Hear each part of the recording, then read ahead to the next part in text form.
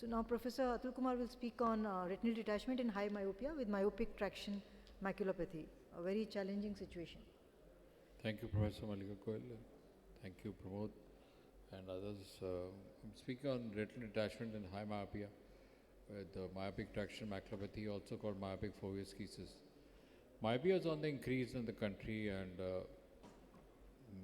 COVID's added to it with the screen time increasing and people, children having more of myopia. Otherwise, also I get to see a lot of myopics who have various kinds of problems of the posterior pole, or they have distorted vision, or it's fine.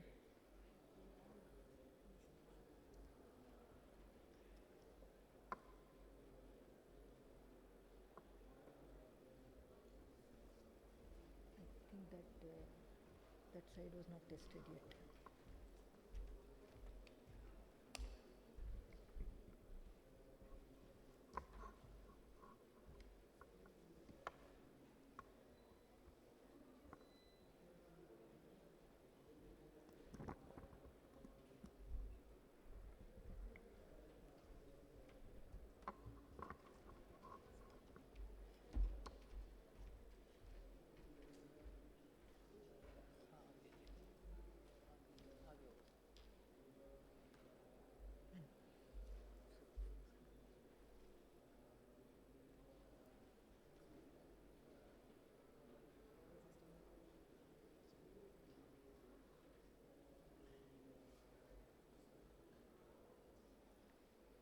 So, sorry about that. Now we wrote an article that when do we call for juniors or for postgraduates, when do you call a patient as high myopia or pathological myopia? It's actually when the myopia is more than 6 diopters or axial length is greater than 26. If it's associated with the high myopia associated with pathological changes, which may not be there in pure high myopia, then it's called pathological myopia. Prevalence is going up. We don't have exact figures in our country, but the Asian population is probably 10% more in Singapore, Japan, and other countries, but so is in India.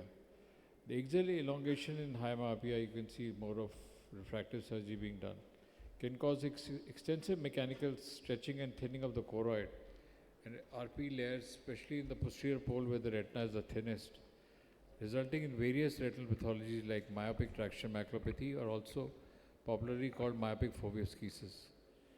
So I'm going to tell you about what myopic schisis looks like and what kind of detachments you get, how to manage those detachments. So in myopic retinal schisis, you not only get inner schisis, outer schisis like a compound macular schisis. We have some publication, but you also get foveal schisis, you get a taut hyaloid, a rigid ILM and posterior staphyloma. All this leads to a very severe traction anteriorly, and the staphyloma produces the retina, the deeper layers to fall back, go backwards, and so that causes a tearing of the retina within the layers, leading to myopic traction and myopic traction maculopathy.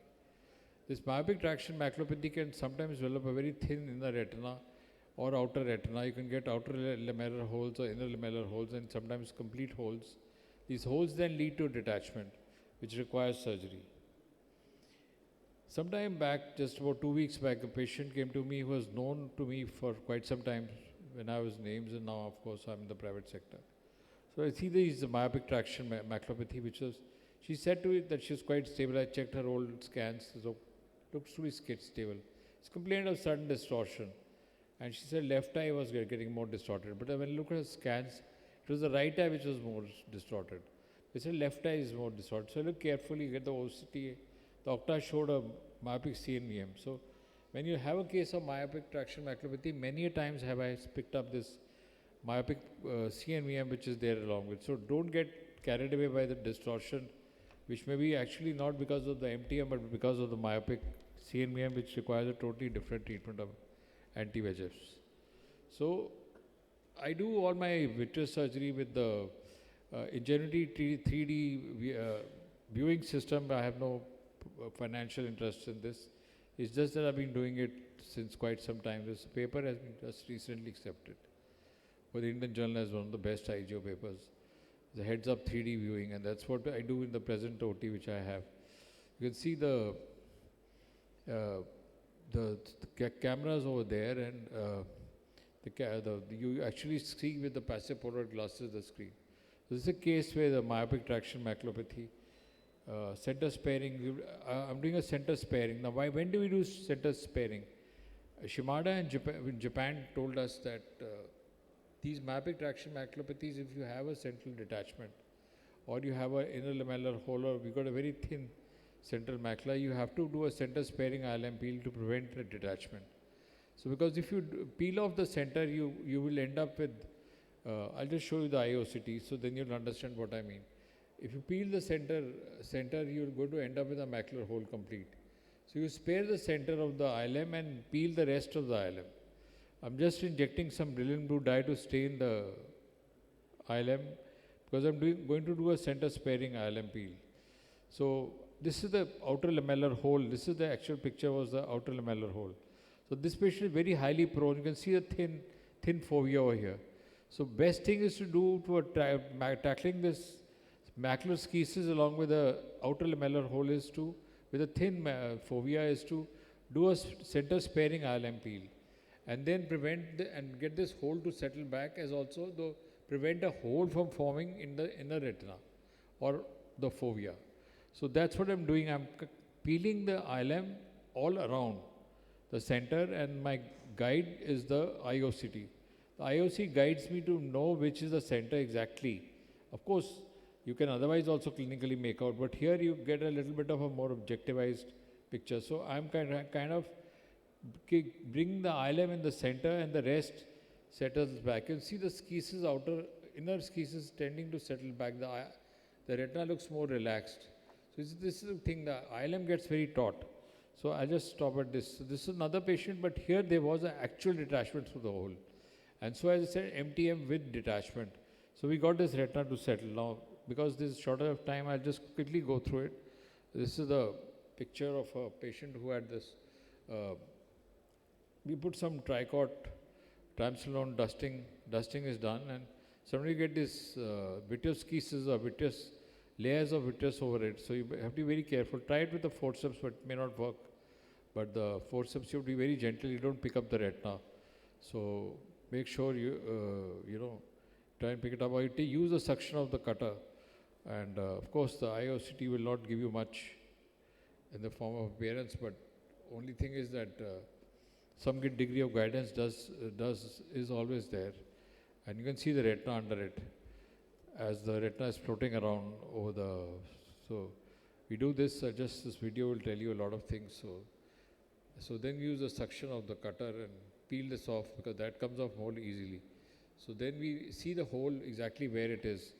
So knowing very much where the hole is, we put in dye to stain the ILM, because we got the vitreous off. The hyaloid is very tightly adherent.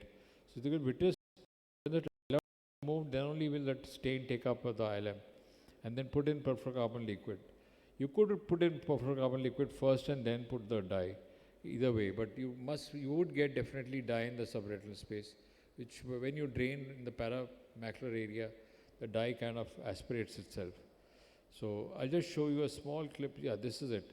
This tells you exactly how you peel the ILM and bring it in the center. So it's very important that you peel in such a way that you cause minimum trauma to the retina, because these are thin myopic retinas, and this trauma to the nerve fiber layer as well as iatrogenic breaks or pinching of the retina can be disastrous. So you got to make sure you don't get much of trauma. You can see in the IOCT, the hole gets closed by this ILM tissue over here. So this kind of gives you, and then you drain the fluid. So I'll stop at this, and thank you so much. I didn't had to have too many slides, Malika, because I kept seeing that 8 minutes written there. Yeah. So I said Malika will get upset if I. No, thank you very much. It was very good and very challenging. But so for these MTMs, do you feel that even after a vitrectomy, the detachment did not settle, and did you feel the need for adding a buckle anytime, macular buckle? No, I don't think so. I think they're closed. And most of the Japanese kishi and all, they say it's better to go from inside, do an inside job rather than a scale buckle, which is more complicated, more tough, and actually the buckle slips. So recently I met him somewhere in one of the conferences, and he said he'd prefer an internal approach definitely. And if properly done, it generally leads to success. So, but now if you see a patient who's, let's say, one-eyed and has an MTM, would you operate any given case or If would you weigh the risk benefit and only go in then? I always weigh the risk benefit. Very, very important. Only if I see the visions dropping reasonably, the patient is getting incapacitated. There are OCT findings showing the hole is there and there's a fluid accumulating. Will I consider surgery? If I just see an MTM, I'd rather do a serial follow-up because it's not easy to get good results in these cases. So I'd do a very careful risk-benefit assessment. So, not every case of MTM No, will be operated. absolutely not. Madhu, you have a question? Also, Sir, in certain cases, you have breaks in the atrophic parapapillary area and you have a detachment, not the macular hole. So what is your approach? Because we can't do laser there, so it may not take up. And if you put oil and remove it, they'll have a detachment. So what's your approach? I generally don't try to create a break, peripapillary breaks, because if I No, the create primary break. The patient primary has break. primary. Yes. Well, I try my best to put get a lasers, because I've done in one of the persons a perivascular break within the macula. He has a very severe 32 millimeter axial length. Sometimes the instruments don't reach the posterior pole. So I took the closest pigmented spot where it was and put some laser there. And sometimes I try to see if I can stuff in some epiretinal tissue over there. That's the only thing. I agree with you, it's very difficult. If you have a break which is within the macula but not in the center, it should be somehow peel in the ILM or get something to stuff it there. And also do as much laser. I mean, you can't do much laser also. It's a tough situation. Thank you, sir.